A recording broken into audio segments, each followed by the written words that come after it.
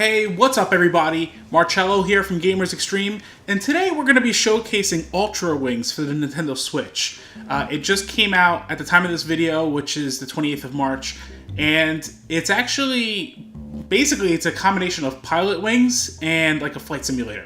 So what's interesting is that this was a game that came out on the PlayStation VR and I believe the Oculus Rift as well.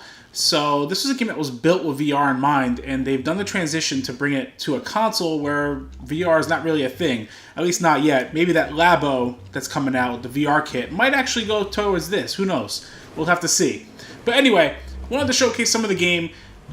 First off, this game has a lot of content. So unfortunately, I'm not doing a traditional review like I've done on the site, mainly because I feel like I can't give the game a proper score with just how much content there is and how much time I was able to put in. So I don't think it'll be fair to give you guys a full review without putting enough time in. But I have put enough time in to provide my initial impressions after putting a few hours. So basically what you do is you'll see the user interface is all from a first-person perspective. Now, if you were playing this in the PlayStation VR, you could actually interact with every single object here, throw it around, whatever.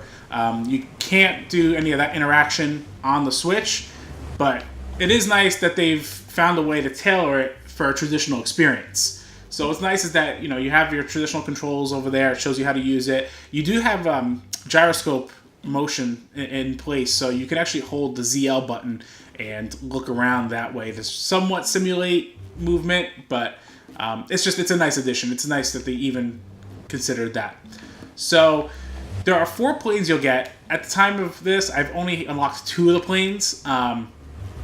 So you'll see here I have the Ultralight and the Glidester, and there's still 2 more to unlock later on. So I'll showcase actually the Ultralight, showcasing more or less the basics. Let's go to do a rush. And now there are multiple jobs you can partake. The object of the game is to kind of just complete all the jobs, get enough money, buy all of the airports, and also pick up all the planes out of the 4 that they have, and complete all the missions. Again, I put in several hours so far, and I think it said I was only 8.2% complete. So it's kind of nice. There's a good amount of content. You're definitely going to get bang for your buck already right off the bat. So, as you can see here, all first-person view. It's supposed to simulate that, a little VR experience. So like I said, it's a simulation-style gameplay with the concept of Pilotwings, where you just constantly have jobs. And it's light-hearted enough where it's just accessible. Whoops.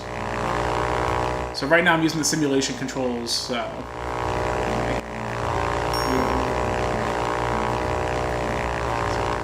here. And I have to say, the developers have done a good job of mapping the buttons to the Switch. Because again, you see this game in VR, you know that basically you're going to use your hands to control everything. Whether it's grabbing the phone on the right over there, or controlling the throttle, the joystick, stuff like that. But no, it definitely translates nicely. Visually, it's definitely on the basic side of things, but that's not a bad thing necessarily, because it's still appealing. What's that? Who knows? Ultralight 109, you are cleared to land. Clear to land. I gotta find the place to land. Oh, I ran out of time. That's what it is. Huh, never ran out of time on a mission before. Alright, well, I'll just abandon it, because I messed up. Try a different mission.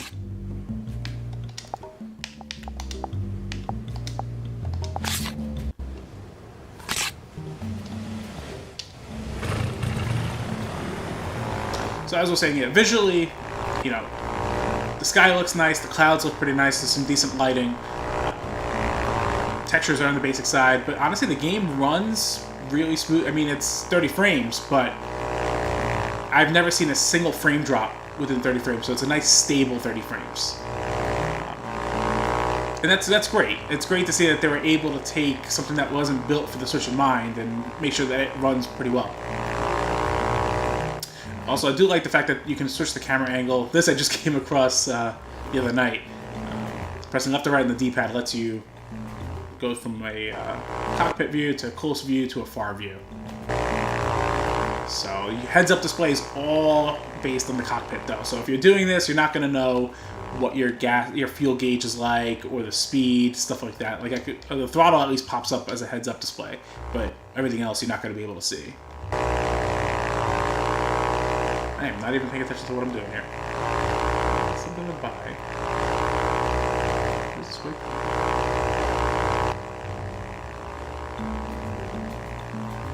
Oh, there it is.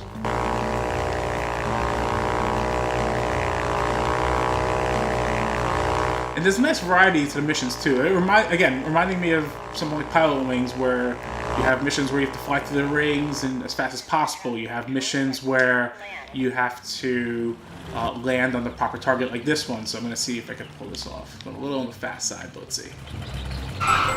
Sweet. Not bad. Not my best, but not bad. I do like this little feature where you can pick up the phone and actually take pictures. But it does feel like a wasted opportunity to not be able to save those pictures that you take. Something like Snowboarding the Next Phase, which actually had a mechanic built in that actually took screenshots of your gameplay and saved it to your Switch album. It doesn't do anything like that with this game. Put the phone away, go to home. And again, you could see that it was built with VR in mind. The whole user interface, looking at the object, pushing the A button to select, it definitely was tailored for VR. But again, they did a good job.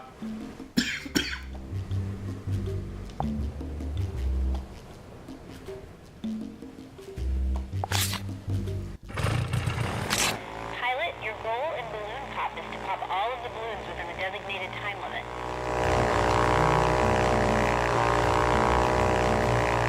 So this is another one of the missions here. This is a new mission type that they are introducing. So it's like I just gotta try to pop the balloons.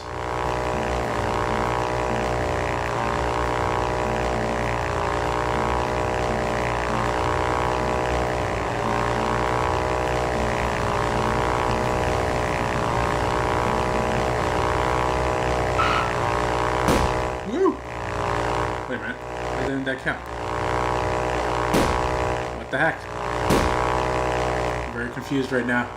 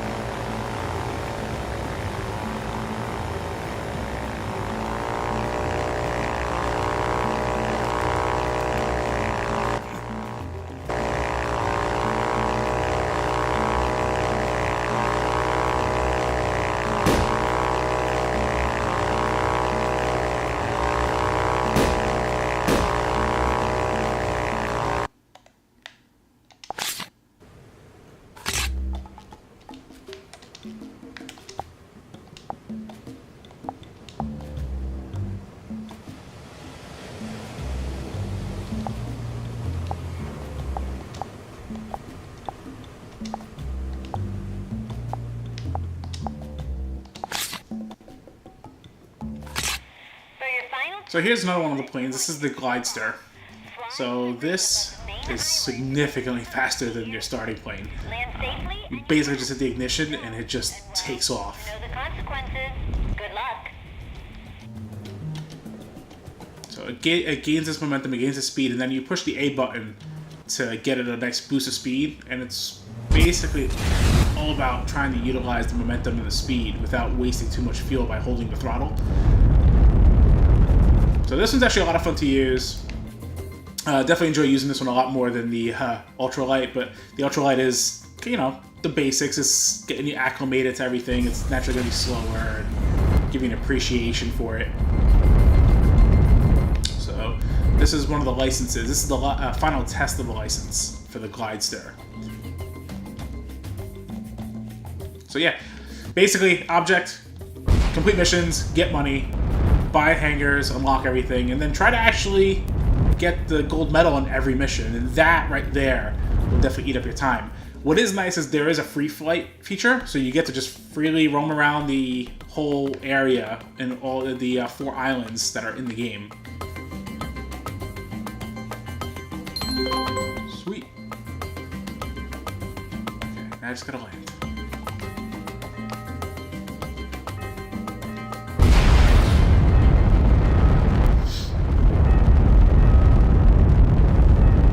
Hey, excuse my voice, I am trying to fight a cold over here. So, just bear with my nasally voice right now.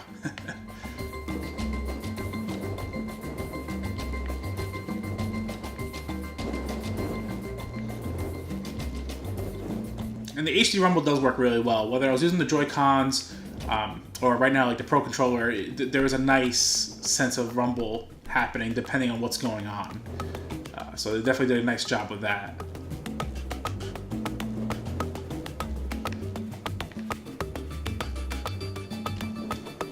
So I mean, here's the thing. It's a slow-paced game, but so was Pilotwings and so was Flight Simulator. That's just the intent of the game, and there's nothing wrong with that. You just have to be into those type of games. I personally... Sweet! Landed. Even though I didn't stay on the ground, but okay. Uh-oh. Oh, that was close. Alright, let's try to land this thing for real. So yeah, if you're into those kind of games, and like if you were a fan of Pilotwings, this is definitely something to look into. I'm trying to remember if the game was retailing for either $14.99 or $19.99. Realistically, even $19.99 might be... There's enough content to justify it, even if it was that price. Something's telling me it was less than that, though. So it should make for an easier buy, if that's the case. As long as you're a fan of these kind of games, and Pilotwings in particular, because, you know, Nintendo refuses to put out their old IPs again. Shoot, land it, land it. Right. Got to hold on to the brakes. That's kind of important, isn't it?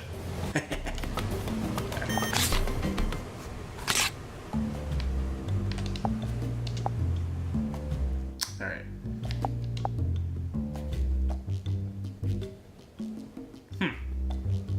I beat it. Not quite sure why I don't have any missions.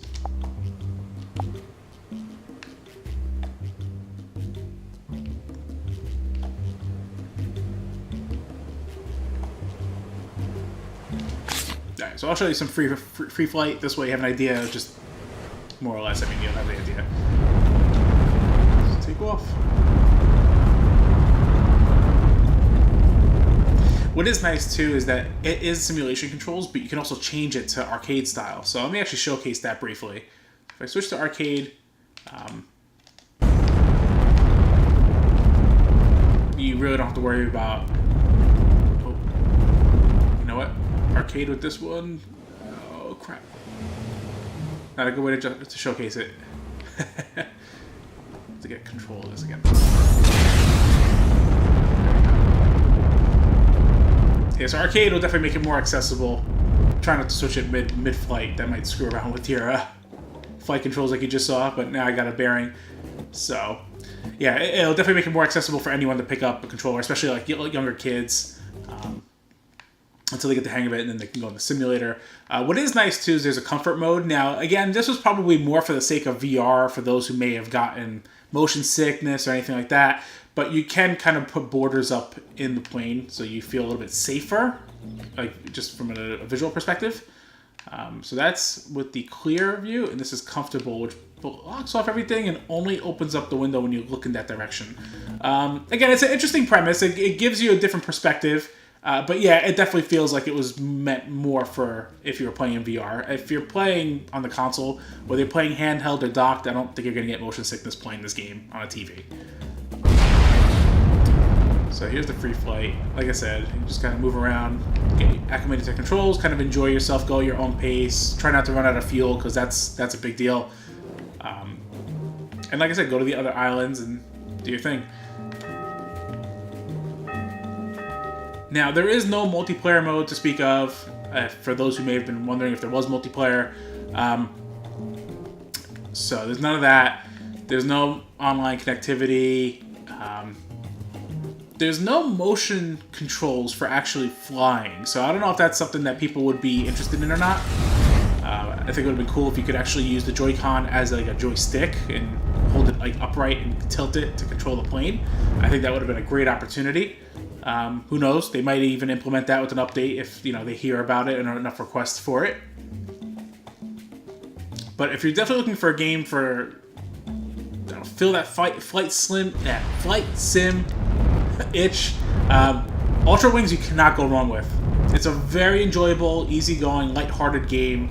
It's great for pick up and play. Whether you do a couple missions just like that, or you stick with it for like an hour or so, you'll definitely get enjoyment out of it.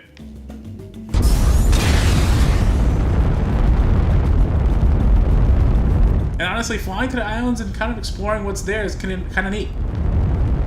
I mean, there's a lot of water, a lot of distance between the islands, and hoping you don't actually run out of fuel, but...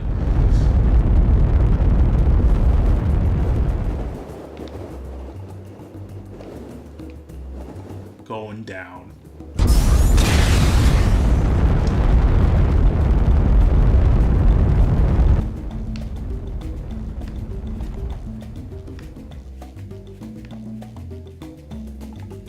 I definitely like the way the sky looks. They did a good job with like this cloud and the lighting. I think it looks really cool.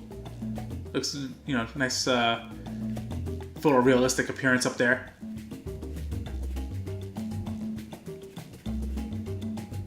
Now, one thing I also noticed was in terms of visuals. So if I took the phone, which I can't right now, if you try to take a picture for whatever reason to like an island that's farther out, it actually cuts off and the entire island is like missing. So the camera makes it look like you're looking at a ghost where there's nothing there. But you see it out in the distance. I think that just has to deal with draw distance in general on simulating it on the camera. The other thing I'm noticing is this like little flickering effect going on the phone. With some tearing going on over there. I wonder if I'm going to make it to this this island here.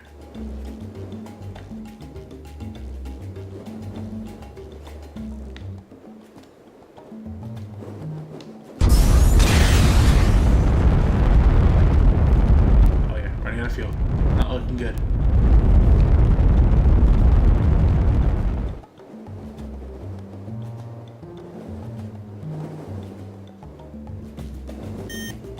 And that's the other thing, when you start approaching the island, the game actually stutters a little bit just to kind of load it up. Now I get it, it's for memory's sake. They don't want to have all this stuff loaded up and bog down the performance. Again, I am glad that they made sure that the performance was pretty solid overall. So having just a little like hiccup with the stuttering when it's loading, not the worst thing.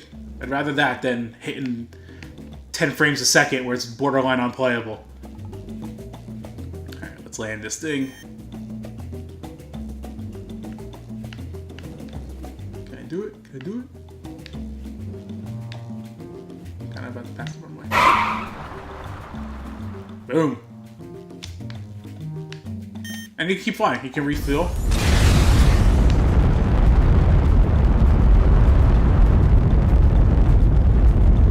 Man, that's some solid grass and dirt I just took off from.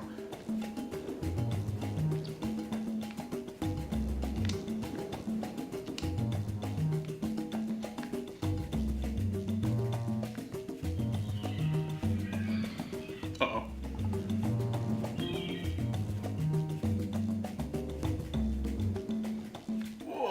That was close.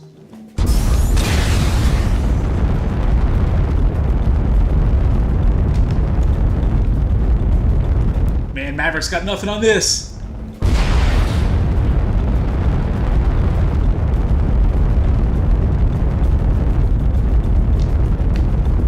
Uh-oh. Never mind. Never mind.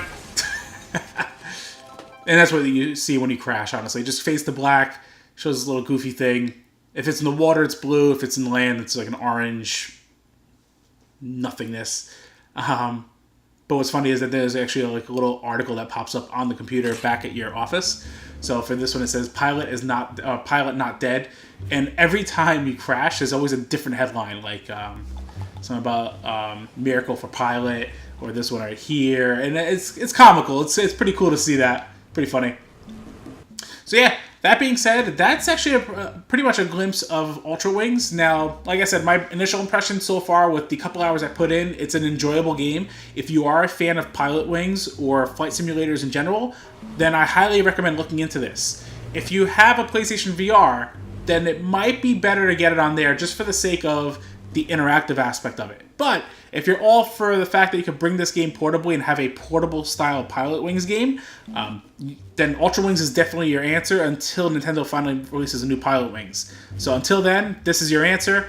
If you guys liked the video, be sure to hit that like button down below. Any other questions about the game, feel free to comment, and I will try my best to get back to you guys. As always, if you haven't yet, hit the subscribe button. I'll be putting out more Switch-related gaming content and occasionally other gaming content as well. And as always, everyone, game on.